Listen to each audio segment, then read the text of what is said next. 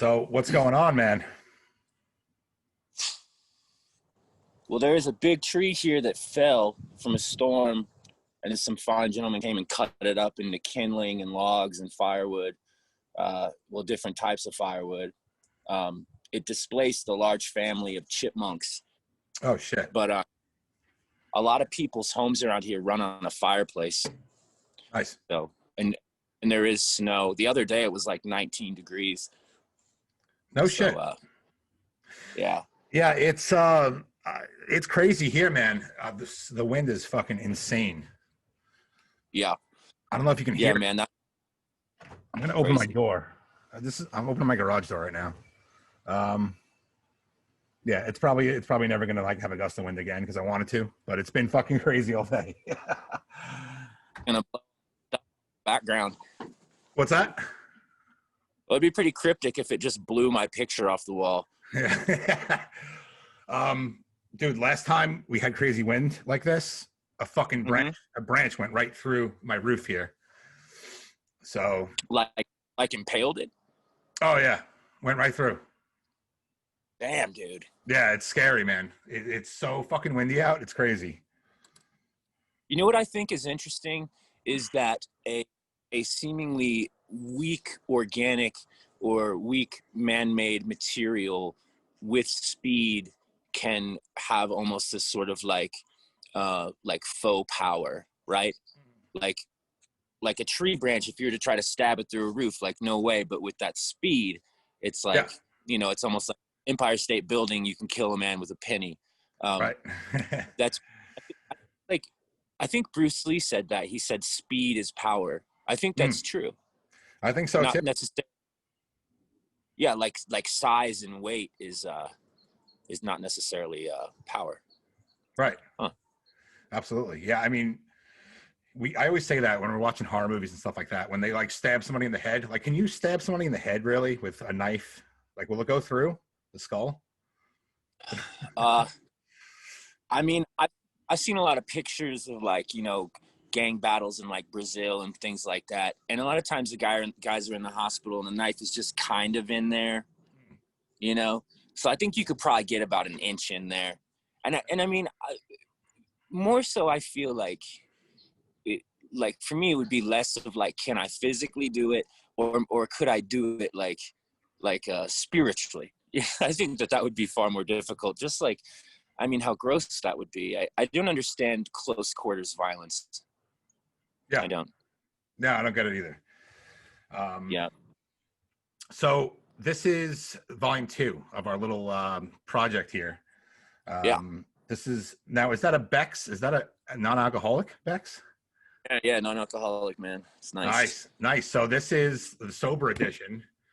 Yeah. How long has it been? 21 days. There's some irony there. Awesome. That's fantastic, man. I'm really happy for you. How you feeling? I mean, I feel so good. I woke up at like 6:30 and I was like cleaning the oven, and I'm just a far different type of animal when I'm sober. I'm just like extremely productive, and like I change my outfit like 5 times a day. I think some people call that mania, but I think it's just like whenever there's like a kind of abrasive change in your like chemicals in your mind and your body, it's like you have an initial rush, which they call like the pink cloud.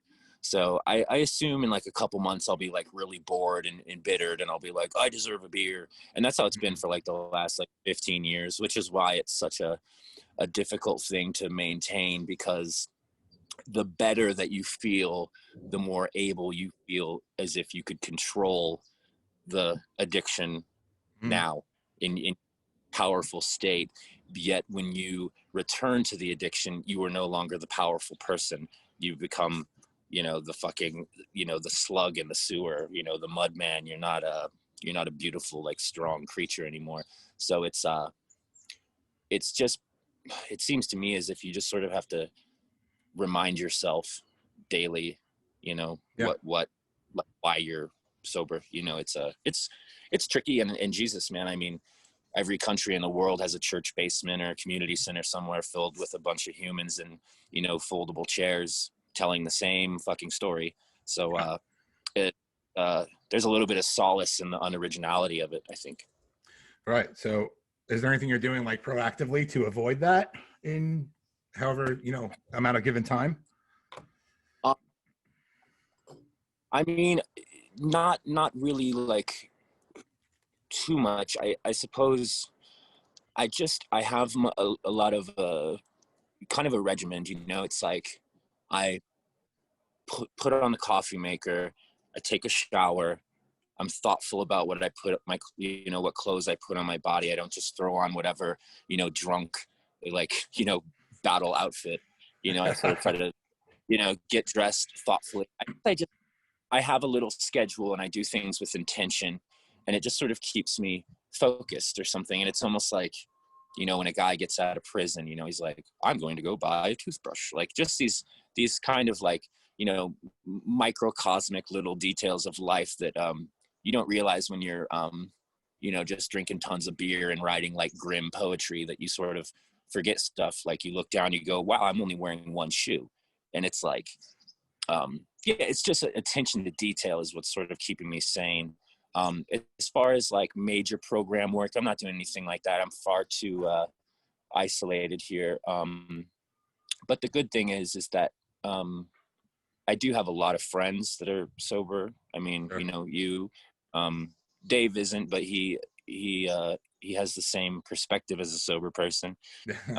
He's a I was making that joke, my friend Kevin. I was like, I could probably just drink, and when I wake up, I can go, oh, man, I'm 7 hours sober.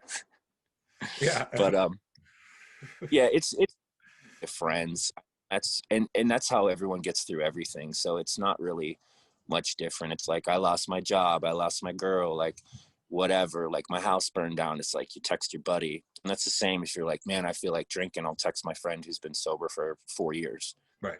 And he's like, you don't want to do that, dude. Because I got friends that, like, you know, were in jail on Christmas, you know, and like they got out, they got sober, they never drink again. And it's like, those are the guys I like to call, you know. Absolutely. Yeah. Yeah. I'm digging the hat, man. Oh, thanks, dude. Digging the hat. You know, you got for Halloween you were Roy Rogers, right? Mm-hmm. Did you go? I mean, Yeah, it was. Go ahead. No, it was kind of funny because I just put on my regular clothes, really. So I mean, that's sort of a testament about how I dress oddly. So like I could just kind of like, you know, put on any given outfit and go, okay, well, I kind of look like this guy today. Mm-hmm. You know, it's like right now I could Greg Almond or something. I don't know. It's just sort of putting a name to the outfit. But what I did do that I noticed Roy Rogers does is he wears his bandana to the side, which I found to be a little bit Parisian, which was odd that it was like such an iconic symbol of like the American West. Yeah, that's a good point. I never Whatever. thought of that. Yeah. Now, where you're living, is there a lot of kids in there or no? I mean, sometimes I hear kids like screaming and stuff, but like Screaming like playing or screaming in like terror? like kind of both. It's hard to like it's hard to tell. There's a kid that just screams sometimes, and I've seen him and like, you know, go driving by him and he's just like putting rocks into like a little radio flyer, and he's just screaming like barefoot. Just I don't know. The kids here are kind of feral. Yeah.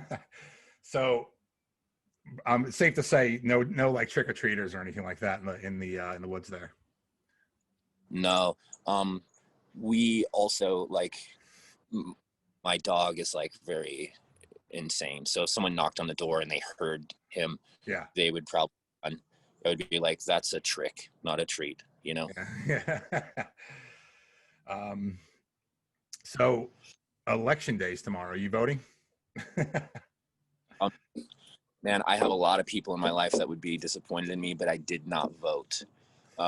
I've never voted, and I suppose I feel a little bit of guilt about that. But I will honestly say that I don't like either side. Mm-hmm. So in a way, through my complacency and laziness, I'm being honest with myself at least. Yeah. Yeah. I mean, Yeah. there's always that in-between person, like the independent and stuff like that, but that normally just takes votes. That normally just takes votes from away from one side. Yeah. So yeah, the whole thing is fucked, man. I'm gonna go tomorrow. I don't know why, but my wife really wants me to go. I Yeah, don't know. I think I'm that's just gonna hit buttons. I don't even just know. go in blindfolded, man. Just let go and Yeah. let God. Yeah. That's Yeah, it. man. I think like, plus, man, I you know, not to be a conspiracy theorist, but I feel like the less I am hands-on with like government stuff, the better. It's like I didn't even want to like get the stimulus or like unemployment, and I don't want to like register to vote. Like I don't want to be like in the system, kind of. It's sort Yeah. of just uneasy, and it's like, you know, that could sound egocentric. Like, who am I, man? It's like if they're tracking me, it's like they're gonna see me like walk from my bed to the sink to the deck to like the fucking pine tree down the way. It's like it's not gonna be very interesting, you know. It'll be like about as like redundant as like, you know, the Truman Show. Like probably less interesting, honestly. But yeah, it's just not for me. It's not for me, man. I have a very small life. I've sort of maybe pigeonholed myself or caged myself in ways where it's like, you know, I don't have a license, I don't drive. I spent so much of my you know, late teens just focusing on just like, I want to be good at music, and in my 20s like touring and writing songs, and my interests are just so particular that it's sort of caused me to not be able to like live normally. And voting to me is just like, I'm like, how do I even do that? What does that even mean? I'm like, I'm gonna try to write a song, you know, Right. not to sound like some like savant or something, but I don't play with the normal games usually. Yeah. No, I mean, dude, fucking, it's awesome. You know, it's inspiring. You've been working on some new music, or like, I know there's a reissue coming out of Failure Sculptures, right? Yeah, it's cool because you know, I felt a little bit like there's a guy running a buzzsaw. Is that okay? It's all good, man. You know what's funny about that is there's somebody in my neighborhood is always fucking sawing metal, like always. I don't know Yeah, what they're working on. I don't know if they're making like a giant monkey bar or something like that. it's a little sinister, man. I think this guy might use crystal meth because he does it at 4 a.m. to it. Yeah. It reminds me of that Tom Waits song, like "What is he building in there?" And there's just I always I try to make that people, and they're like, "What song? Who?" Like, Yeah. you I digress. Yeah, returning to the original question. Yeah, my manager slash label head wants to re-release Failure Sculptures because he feels it didn't get a proper push. Mm-hmm. A lot to do with me and my state of mind and kind of unwillingness to really work the album. I guess I was just tired. I spent a winter in Seattle and just did one West Coast, and I was like real sad. But you know, we didn't really promote it at all or anything, and he bought the rights to that record, and he wants to re-release it, but make it kind of like a deluxe version. So yeah, he just said, "Hey man, do a couple acoustic songs." So I just last night I just laid down a couple acoustic songs. I feel like they sound good, they sound pretty. My voice feels strong because I haven't been talking a lot. I haven't been singing or playing, so it was just sort of like felt very like, I don't know, like glowy, like I was like a audio virgin or something. It just felt real, Yeah. Yeah. you When know. you don't do something for a while, it tends to slip away from you a tiny bit. Yeah. Um, Yeah. you sent me over the acoustic version of Emission, and Mm. it sounds great, man. It really does. Thanks. I was honestly expecting like just a straight iPhone recording, and it wasn't. Did you use something else, or it was like an effect? You know, there was an effect on your voice, Yeah. obviously, and you had some backing tracks. Yeah, I did the acoustic and the vocal. I just did it in one take live. with a like a condenser mic, like, you know, right here. And I had a mic pretty close to my mouth, which usually helps, so I didn't have to sing too loud. And I think it was a Radio Shack mic, to be honest, so it wasn't a good mic. And I just used reverb, and then I went in through the on and just did like one you know, overdub of vocal. I just kept it real simple. I mean, I did 2 songs and the whole process took about a half hour.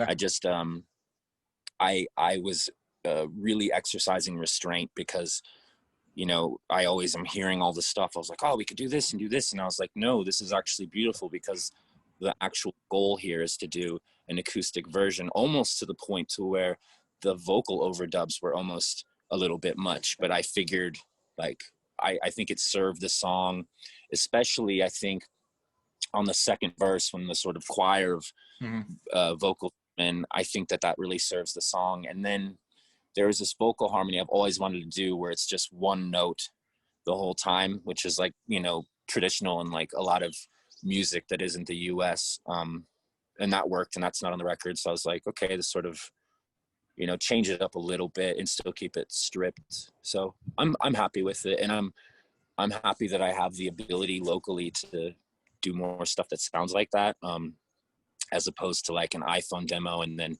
you know, driving a couple hours to LA and doing that whole thing. Right. No, it's awesome, and it's so much more organic. It's just, you know, like you said, using a Radio Shack mic, and it sounded great, man. I was like, oh, he must have went to a studio or something. That's how good it sounds. So awesome. Well, are we gonna get a couple of tracks like that, or are there any demos or anything like that? There's gonna be 2 acoustic tracks that are 2 songs off Failure Sculptures. And then I sent Pat, who's my manager, I sent him a bunch of like B-sides from like Lesser Oceans and To the Tall Trembling Trees. Just not a bunch, but like a couple off each record, and then a couple new ones. And I just sort of said, hey man, you know, if you want to throw one of those, or discuss that. But yeah, there's 2 acoustic tracks that have just been done, but also there is a little bit of a back catalog that we might throw in there, or we might just, you know, bust those out singularly on Spotify or something. I just my only hesitance for putting B-sides on Failure Sculptures is that stylistically they're so opposing that I don't want that release to feel sort of like Frankenstein or something. Yeah, you know. I gotcha. When is this going to come out? You have an idea? Shoot, I really don't have any idea. I mean, he's like, they're always, okay, all the paperwork's done and radio team's happy and we got this and this is ready, and I'm cool. They're like, oh, can you send this? And then I send that, and they're like, okay, let's get a cover. And I'm like, oh, here's some options. Like, cool, work on it. So there's a lot of like momentum as far as like the discussion, and the emails are really flowing, like about as much as a Domino's email for me at this point. But it's I still don't know. Okay. It could come out tomorrow. Nice. I don't know. What about King Dreary? The EP do you have any idea when that's coming out? I think that's going to come out like right after the re-release. Nice. I think we're trying to do like a combo, you know? Yeah.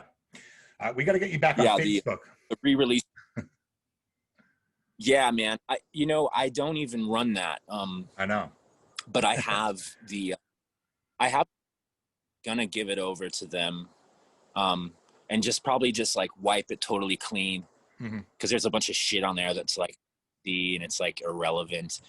I kind of want to do like a massive like internet presence overhaul, like rebrand everything, and just come out swinging like that, just like, you know, clean, fucking, you know, circumcised, man, you know, like that's their job. You know, they probably got like a think tank of young people that are like wizards of that shit.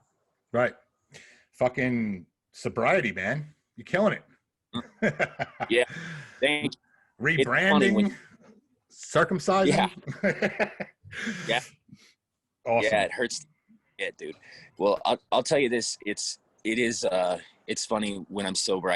I get done like a month of shit by like 10 a.m. and I'm like, whoa, like I was like stressing about all this stuff, and it's like I get everything done like around sunrise. I'm like, okay, now what do? I just think of other things to do, and I mean that's the main thing is that I'll be honest, I really don't like facing the world totally raw.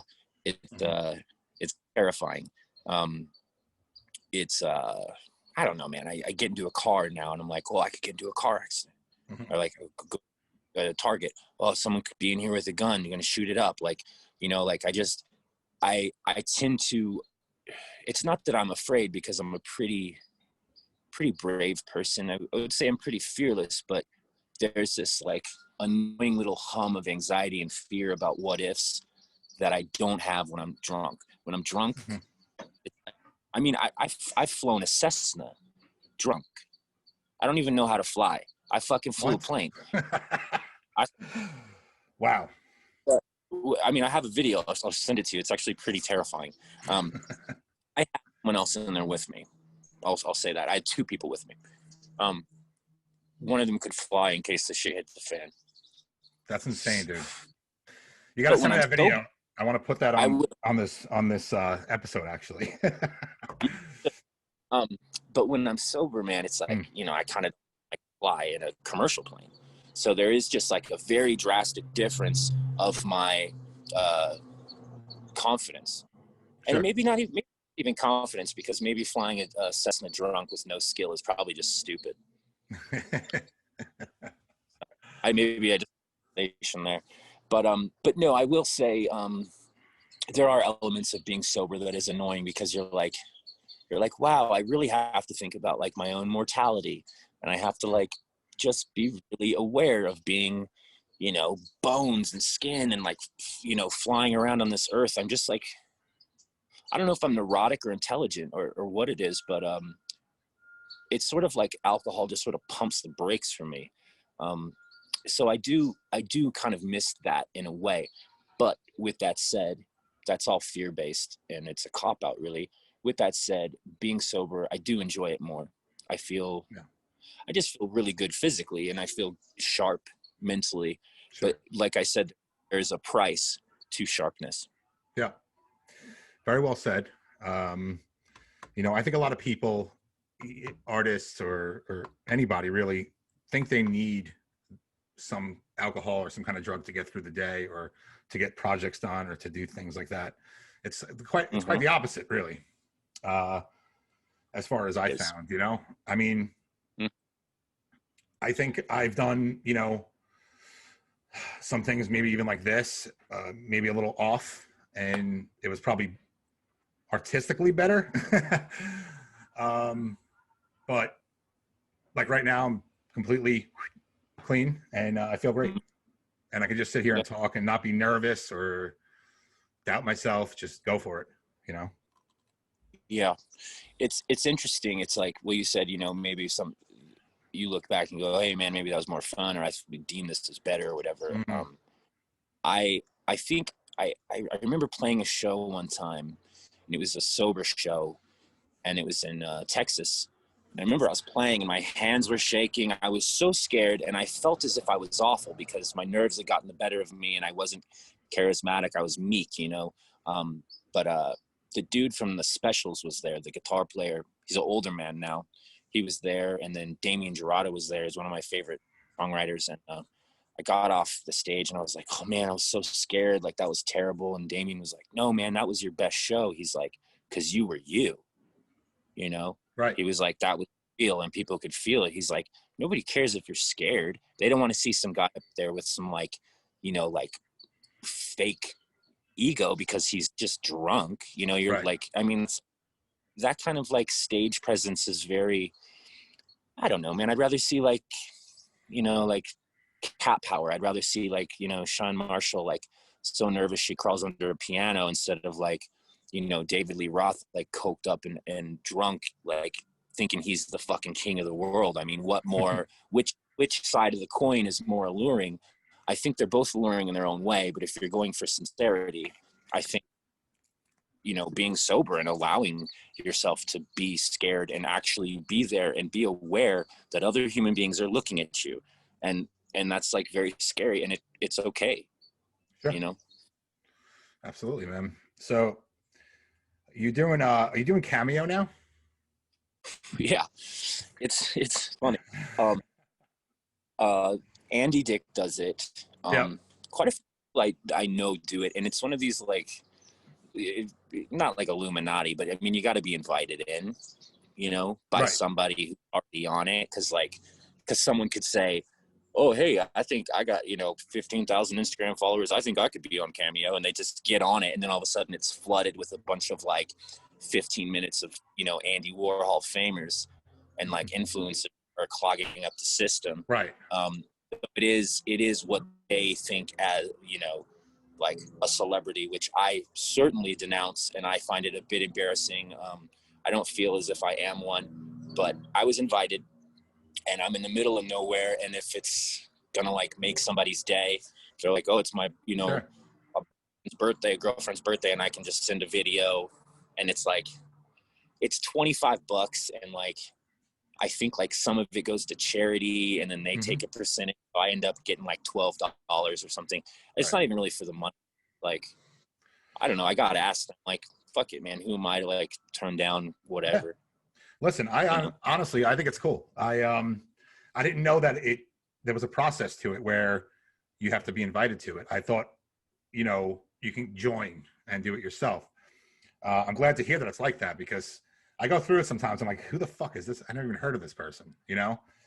And There is like there's like somebody who's like, I was on a reality TV show in 1998. Right. There's some shit. I mean, dude, I'll tell you this, like, there's an audience for that. Like, I got a Cameo gifted to me for my birthday. You know that show Queer Eye for the Straight Guy? Yeah. Or I think it's just called Queer Eye now. Yeah. Which I love the show. And here's how subset this is I got a Cameo from someone who got a makeover done to them. No shit. But I love that. Yeah. So it's like, on a grand scheme of things, is this person a celebrity? No. But a lot of people probably, that episode resonated, and it made me happy. I was like, this is crazy. This guy's talking to me about my own personal experiences, and he was relating. And yeah, it was like $30. I was like, this is so cool, you know? So yeah, it really is. I know it like made my day, and that guy, you know, and it wasn't like it was like Matthew McConaughey or something, you know? Right. So now, do you set the price, or is it set by Cameo? I set the price. I just set it as low as I could set it, because I've seen some, like, you know, there's some funny ones. Be like, what's his name? Brett from Poison. Is that right? Yeah. Brett Michaels. Brett Michaels. Like, I think I saw his, and his like $500. Yeah. You know? Yeah. That's what I was gonna. Go ahead. I apologize if he's not 500, but I'm just saying, like, there is some like people where you're like, man, like, you're putting a price on your head that makes you look like kind of a jerk, you know? Yeah. Yeah. That's kind of what I was going to get at. My next point there. It's like, first of all, $25 is super reasonable. Even really under $100 is reasonable. But when you're getting into $500, I've seen some for like $750. Like, dude, who the fuck who do you think you are? You know what I mean? It's great. At the end of the day, it's just a message that you're recording onto your phone. Yeah. Fucking crazy. Yeah.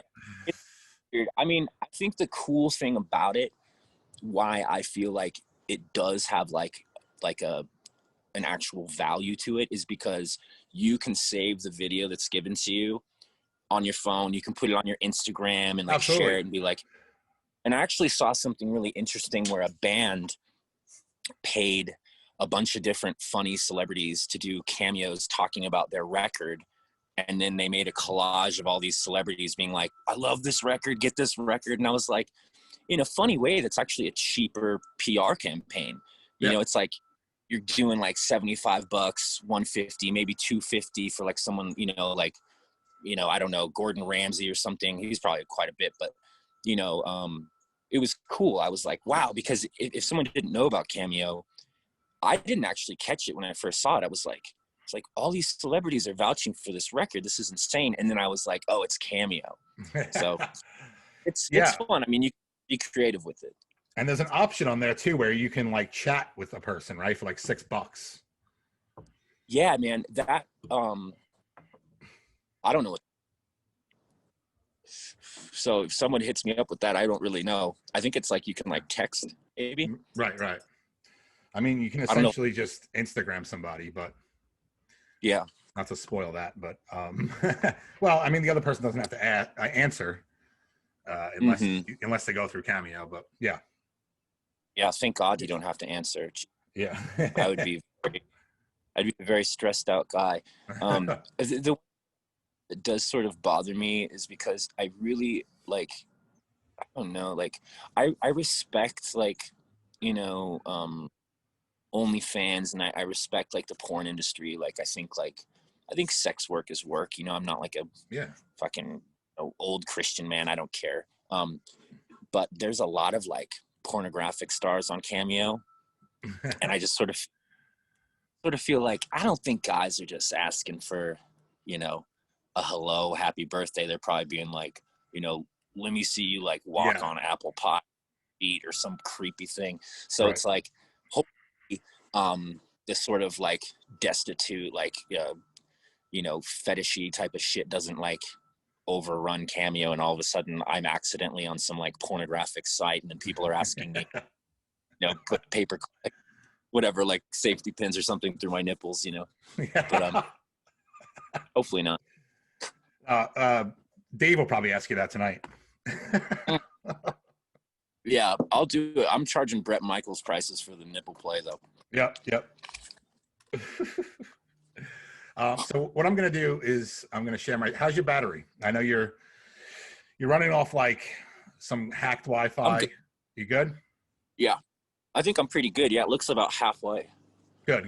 Yeah, this is working out good, man. I'm really excited because I wasn't sure, you know, if we were going to be able to do this. So, and then I start thinking like, oh shit, is this going to be the last one we can do? But it's working great. So here we go. Volume 2, and there'll be Volume 3 and 4 and 5 and what am I doing? I don't know what I'm doing. Hold on. Here we go. Okay, you should see my screen. Yes. Okay. Just a couple pictures here. We haven't gotten into this yet. So this is the Noid from Domino's Pizza. Horrifying. Who haunts your dreams. Infiltrate your email and text messages. It's so crazy, man. It's weird, man. They email me twice a day, and I don't understand it. But like I said, I can't get myself to unsubscribe. I have like Stockholm syndrome, and I think I sent a video where I, you know, just email searched Domino's, and then I clicked it. Yeah. And the video is like a couple minutes long. I'm swiping. Yeah. It goes all the way to 2017, and there's just thousands. And I feel like the subjects are getting a little more aggressive. They're like, Chris, you need. And it's like, whoa, like, I don't even remember like giving them my name, you know. It's real weird. And then it's like, you know, like I said, my girl's friend started working at Domino's, and I'm like, did they send you get closer to me? Yeah. And like, and you know, this is all funny, but this is the type of shit that I can spiral out on, you know, like really, like, you know, just drinking tons of coffee and I'm awake at 5 a.m. before everyone else. I'm like, Domino's. I'm like, okay. And I'm like, you know, D, A, B, D. I'm like, that's the fourth letter of the alphabet. And I turn Domino's and series of numbers and try to see if it like matches up with my birthday or something significant. And just, you know, it's like, it can just get kind of wild, but it's fun. I mean, life can be pretty boring unless you are hyper paranoid of like mundane things. Yeah. So did you ever make an account with them, or like did you ever order a pizza from them? Because once you order a pizza, you're on the list pretty much. No. Well, here's what happened. This is actually how the Domino saga started, and it started dark. So this is why I think that it's maintained its dark quality. I was living in Brooklyn. This was probably around 2016, and my friend who committed suicide had a son. So I felt so bad for his son. I told the son to come live with me for free. So his kid lived with me, but his kid was very much, he wasn't very forgiving with the fact that I was sort of a public figure and that my music had become kind of successful, especially around this time. So he would tell all his friends and stuff like, oh, I live with, Chris from the Macklemore video, blah, blah, blah. And he'd send him all these links and like all these, he'd like use me to pick up girls like in other states and stuff. And I was like, man, you got to whatever. And he's like, dude, Chris, this girl in like Ohio said she wants to send a bunch of Domino's pizzas to the apartment. All you got to do is send her an autograph. And I was like, what the fuck is happening? Because I didn't want Domino's pizza. I lived in New York City, right? Right. You could walk down the street, piece of pizza for $1 that was like, the size of like a, 6-month-old child. And I was like, man, because he was like broke, right? Because I would just like give him money to like hang a picture or something, Right. And he really wanted this pizza because he smoked pot. So he was like all stoned. And he's like, I think when people get stoned, they want Domino's. It's part of their magic as well. But I was like, fine, dude, I'll do it. So I just wrote my name, and I think he like showed it to her over the phone. Like she didn't even get it in person, which is also creepy. So she got my address, and I think maybe he gave her my name or something. I don't know, because I've never actually ordered Domino's. I only traded an autograph to my young orphan roommate to try to get, probably boob pictures from a girl in Ohio. Next thing you know, I'm getting 2 emails a day since. You essentially started Cameo. You understand that, right? Oh, man, yeah. Yeah. Should I be off the Cameo? That's probably all linked in with the Domino's. Yeah. This is all fucking connected, man. Mm-hmm. All right, so we were. I sent you this the other day. This was. I don't know why the fuck there's a Domino's Rolex watch. I think what you were saying was it was like someone who, like the CEO of Domino's or someone who worked for Domino's got this as a gift. I think so, man. Well, Yeah. you've seen like Nikes that have like the Apple logo on them and stuff. Right. They will do like limited runs for like corporate, I think. Yeah, so some dude, probably got that watch, and then he was like probably fucking quit or got fired, and then now he's selling it. Good for him. $5,150, and that was like, I don't know if it's still up for sale. I don't think that was a bid though. I think that's what he was asking for it. Yeah, but it is a Rolex. Yeah, it's nice, dude. I would wear it. I would easily wear that. Mm-hmm. I had nothing to do with Domino's, and I would easily wear that. You could put anything on a Rolex, and I'd wear it. Yeah, it's a nice. Listen, when this takes off, I'm gonna seek this out. I'm getting it for you as a gift. That's awesome, man. It'd be awesome, but when I get it, I have to like take it to the top of the mountain and destroy it to like reverse the curse. Yeah. Oh my God. Let me see what I got next here. This is one of your emails from Domino's, and it says, 3 words everyone loves. 3 words everyone loves. Pizza is here. Yeah. And you wrote back, why are you doing this to me? Man, the funniest part about that is I was about to send it and I didn't. Oh, you didn't? Yeah. I got nervous. I was like, I don't want to mess with them. I just pictured there was just like, there's like room, and there's these like weird guys in there, and they're going to be like, he finally emailed back. Yeah. Like I don't even play. Send the Noid. Send the Noid. He fucking answered back. And honestly, man, it's like, you know that like there's some weirdness, like if a brand creates this sort of creepy subhuman kind of character and then they just randomly abandon it, Right. you know, Right. where what was the Noid? Where is he now? Why cut him? Like, you know, it's I don't know, he seems weird, dude. I don't, because he's not, I mean, Ronald McDonald, he's weird, but he's a clown. Wendy's, Mhm. when she just has, you know, she has red hair, she has braids. It's like, Mhm. you know, Taco Bell had the Chihuahua. He talks, that's weird, but it's, you know, it's a dog. But the Noid, what is it? I don't know. That's not Nobody cool. knows. It's one of the greatest mysteries of our time, honestly. And it was, I don't know if it was really, it wasn't positive. It wasn't a positive mascot. He was like, he was a dick. Yeah. So it really was an interesting direction for a big company to use something like that. I personally, I thought he was great, but Well, what's weird is that he's like a Langolier, like the Stephen King book where he like eats time. It's like, I think he's like a hunger monster. mhm. Because I saw a thing where it had him and then he was crossed out like no, like a, you know, the red circle with the cross, like, and it said avoid, get Dominoes. So I think like if you don't get Dominoes, the Noid comes and kills you, or you kind of turn into the Noid. Like the Noid is like when you're like hungry and mad and whatever. Maybe Right, I don't right, see. But Domino's themselves didn't like him, right. See, I and think he that was more of a what was weird about him was that I think the message was like, yeah, if you order Domino's, he could come and steal your fucking pizza. Which to a little kid, I think that'd be pretty scary. So it was yeah. interesting marketing, but I guess it worked for a while. I mean, the fucking thing had a video game and everything, like a Nintendo video game, and Damn, dude. there Yeah, was that's crazy. toys. Yeah, crazy.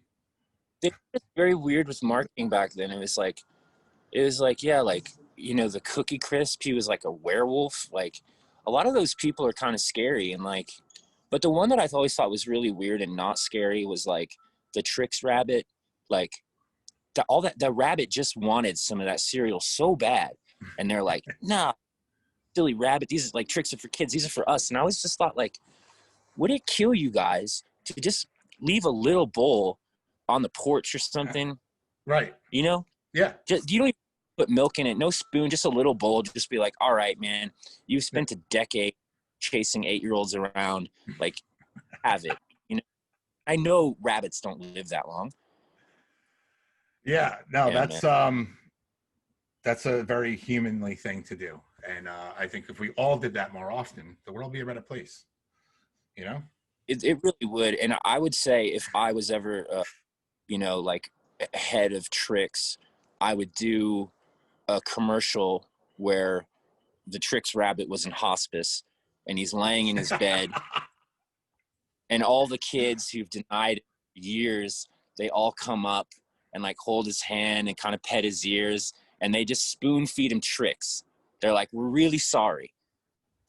I Yeah, would love that. that would be great. I think we need to get into Yes, marketing. We really do. we do, man. Yeah. Marketing that is just based on empathy and not Yeah, fear anymore. that's it.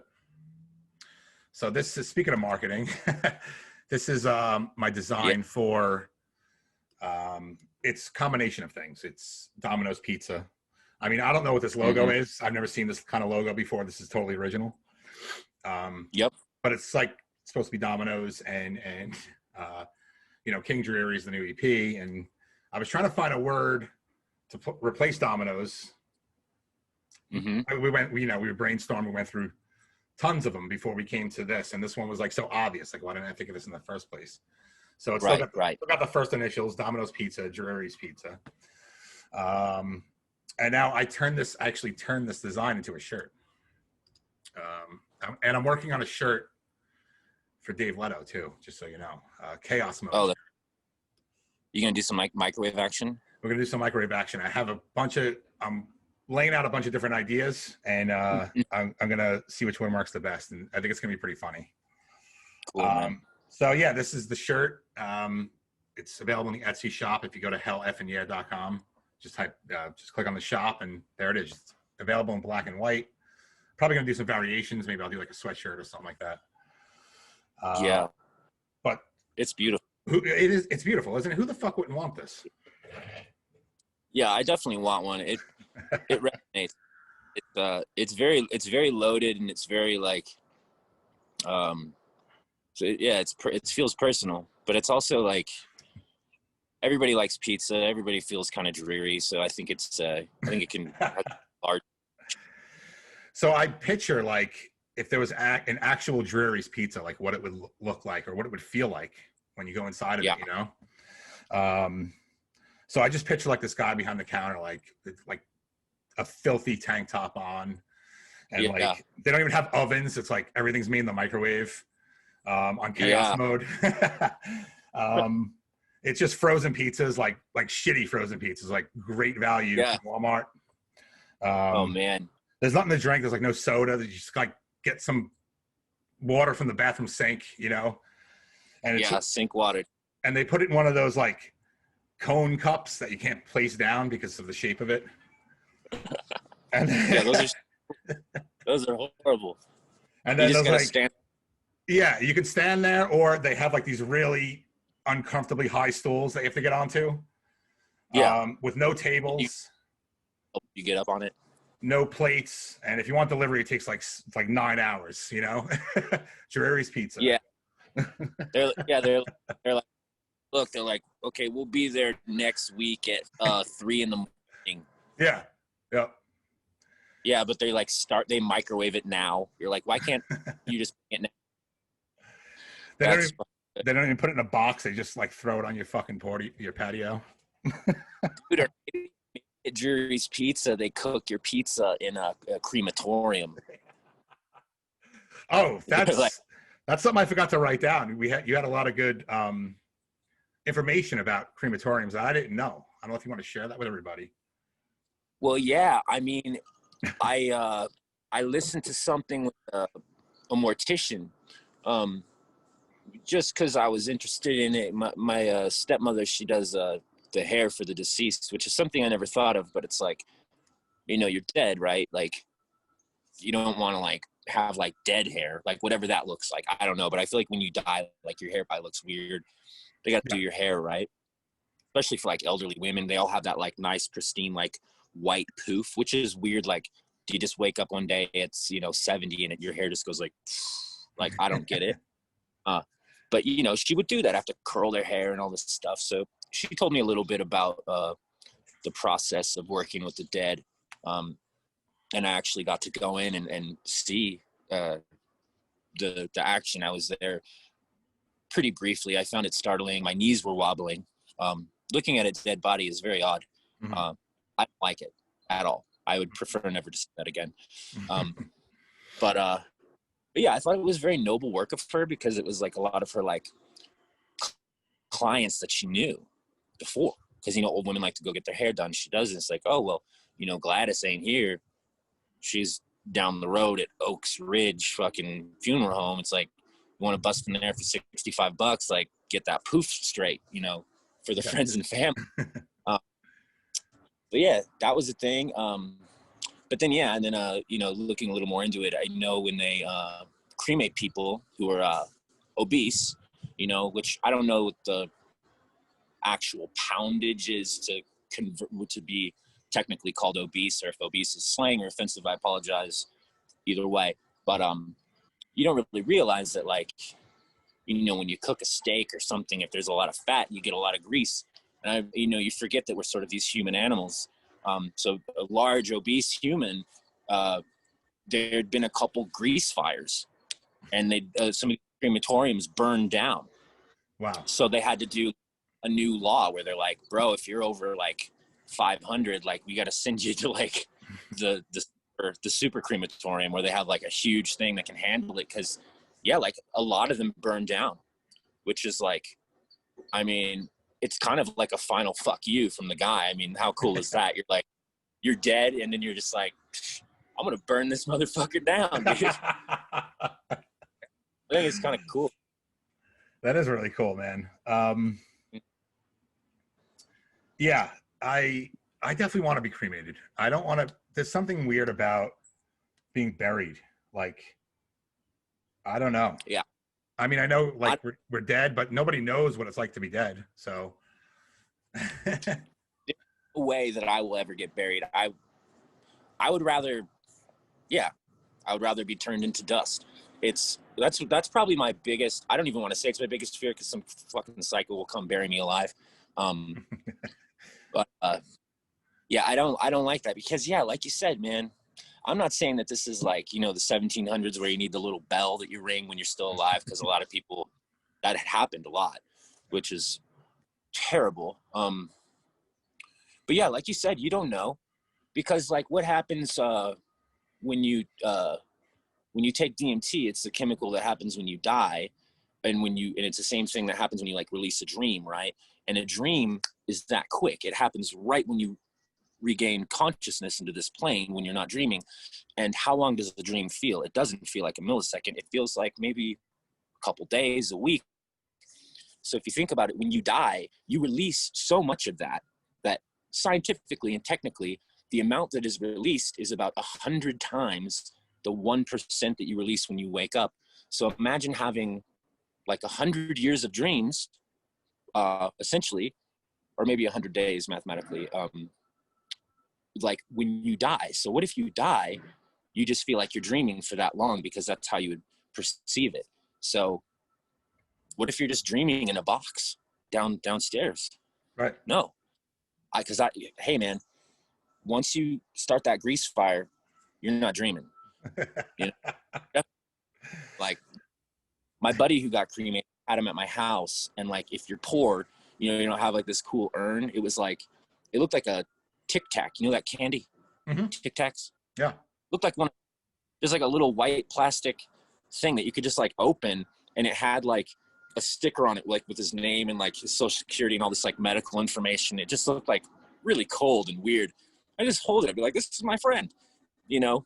I had to get rid of it though. I gave it to a friend, one of his friends, because he was haunting me. So had to get rid of it. Like what was happening? I also had his jacket. I got rid of the jacket. I had to get rid of everything because I was having a repeated dream. He used to have this hot rod truck. I had a repeated dream that he was pulling in front of my apartment, rolling his window down, and he put his head out the window and he looked like a demon, and he would scream, and it would like, like the big bad wolf, it would blow my apartment like crumbling, like couch going, and I was sitting there like blowing in this wind, and he just let out this banshee scream, and it was happening like multiple times in a row. And I was like, he seemed mad at me. It seemed as if he felt I was holding something, and he was trying to blow everything away from me. And then when I got rid of it, the dream stopped. Wow. Yeah. You know what? I had a similar situation. I mean, nothing like that, but as far as holding on to like an item and that item causing things to happen. So a long time ago, I used to like go and buy shit and resell it. Like I would try to find certain vintage items, or especially like obscure or weird things, and I would, buy them and sell them. Yes. I wound up getting like this medicine bag from like Germany, like World War One, World War Two, one of those. And there was all kinds of weird shit in there, but there was this one thing in particular. It was like a metal gas mask that they would use. And it was actually quite valuable.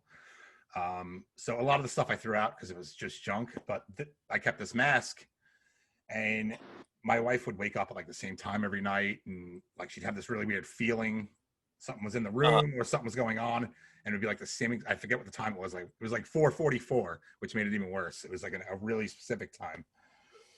And she's like, you got to get rid of this fucking thing. So wow. Yeah, I wound up putting it online, and I sold it. I sold it to a hospital, which I found really strange. Like someone in a hospital bought it. That is. Yeah. Did you kind of warn the person like this thing might have like a hex on it or anything? No, because I wanted to sell it and get it the fuck out of here. In retrospect, that's kind of fucked up, but I don't know. I had to get rid of it. But they wouldn't believe you anyways, man. So whatever. Yeah. I actually had a can of ether too with it. It was like a kit. Gee. Yeah, I wouldn't buy that. Well, I put Wow. the can of ether up with the mask for sale, and some like random person emailed me, was like, you have to take the ether and you have to call like your local fire department or like emergency response and have them come pick it up. They're like, someone can just open that up and if it sparks, it's gonna fucking explode. It's so old. And I'm like, oh shit, I didn't even think of that. You know? I mean, who would think of that? I wouldn't, dude. That's crazy. So you were basically you had stuff that it seems like Rob Zombie would buy or something. Yeah, yeah. That's And then all I can think was like, who is this doctor buying this? Like, is this guy like psycho? You know what I mean? Like, I don't want to see him, dude. He probably has like his own private practice, like in the cellar or something. Yeah, exactly. I think it was actually like I want to say San Francisco. It was like a hospital in San Francisco. Yeah, that makes sense. Yeah, it makes sense. So yeah, there was definitely something connected to that thing. And what was really even stranger about the whole thing is my wife and I, we like to go to like psychic fairs and things like that. We're really into that kind of stuff. And yeah, cool. The psychic that I had on this particular day, when I still had the thing in the house, she was actually terrible, but she brought that thing up without me even saying anything about it. She's like, you have something in your house that you need to get rid of. I'm like, oh shit. Yeah, that's fun. So I wonder where that thing is now and what's going on. It's like the next Conjuring movie, probably. You wonder where it is now, and then you go outside and it's like outside your door in a box. Yeah. It's been returned. Yeah. That would suck. Yeah.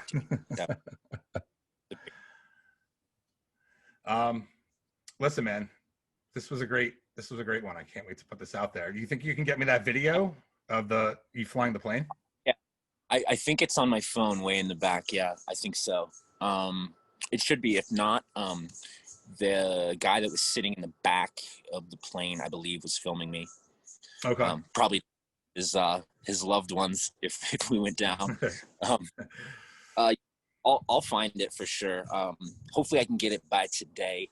If not, on the next episode, we could just lead with that. Definitely. Yeah. So, the plane, Christopher Mansfield. Yeah, I think first of all, I'd love to see that. I think everyone would really like to see that one. So, yeah, it's wild, man. It's really cool. I went pretty low by Bill Gates's house. Oh wow. Yeah, he's got a nice house, man. Yeah, isn't it like on the side of a cliff? It's. I mean, probably has multiple, but the ones that I was on was over the Sound, Puget Sound. Okay. So got to go over the Space Needle and all that. It was incredible, man. And it's actually easier than you think. It's just kind of like pulling in, pushing in, like this. It's weird, and it's really sensitive. It's kind of like with one finger, push it down, and you just go like that, and it's wow. Weird, man. The one thing I will say is that when I was doing that and I was up there, the plane wants to fly. That's what you realize, because it almost feels like such a forced thing. You know, it's like you look at a plane, you're like, how does that son of a bitch get up there? But it's like, once it's up there, it wants to be up there. Like, there was moments where we didn't even have our hands on anything. We're talking and stuff, and the plane just kind of you know, it was built to do that. I mean, it was about as natural as like putting a ball on the top of a hill. It's like it wants to roll. So that felt good. But yeah, I think I would recommend flight school before that. Probably be pretty good. You know, drinking Jägermeister. Yeah, but awesome. Yeah, man, I think this was cool. This was fun. Yeah, I appreciate it. Nice to talk. It, man. Yeah, and I'll you know, I'll post this one, post a t-shirt, all this stuff, kind of get a little movement happening, you know? Yeah. It's the podcast's growing a little bit every week, you know? I don't expect it to happen overnight, and I'm willing to, you know, strap in for the long haul. But listen, it's going up. It's not going down. So that's good enough for me. Yeah. You know what I mean? Hey man, that's all that matters is like incremental, Yeah. gains. Just like that's the best thing, man. I almost feel like explosive gains is can be kind of detrimental, I think, to like longevity. Big time. And I'm actually starting this radio show tomorrow. I'm pretty excited about it. That's really cool. It's called The Best Shit You've Never Heard. And basically, I'm just going to play shit you never, well, not that you never heard, but things you wouldn't normally hear on the radio. Right. It's going to be an internet radio station, and I'm covered under like the network's licensing, so I can pretty much play whatever I want. And Right. artists get their royalties, and I'm just going to really try to dig and find things that you normally wouldn't hear, and things that I find interesting or cool or different. That's good, man. I think really responsible. We need that. Right? Absolutely. We definitely need that. Absolutely. So that's my mission, man. I'm trying to keep the arts alive, from my garage. Yeah. We don't want to have to cremate the arts yet, right? No, definitely not. No. So listen, man, I'm sure we're going to be texting all night, but thank you so much. Yeah. I love you, man. And love you too. This is Volume 2, and we'll be back to Volume 3 and so on and so forth. Cool. Hell yeah. Rock on, man. All right, Pete. I'll talk to you later. Cool. Peace. Peace.